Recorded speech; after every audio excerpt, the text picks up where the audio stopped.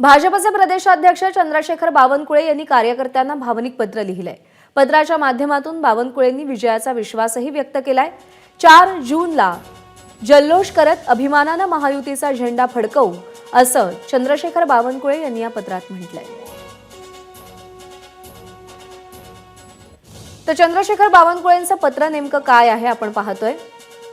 लाखो प्रामाणिक कार्यकर्त्यांच्या निष्ठेसमोर नतमस्तक,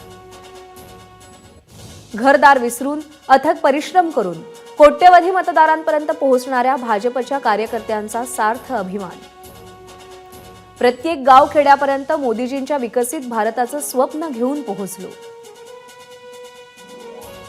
राष्ट्रप्रेमाने भारलेल्या लाखो कार्यकर्त्यांची अखंड मेहनत हाच भाजपच्या यशाचा बलदंड पाया। भाजपचे कार्यकर्ते अविश्रांत राबल्यामुळे निवडणुकीत मोठ्या यशाला गवसणी घालणार।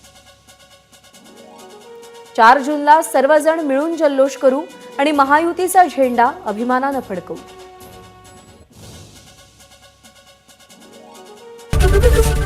एबीपी माझा, उघडा डोळे बघा नीट।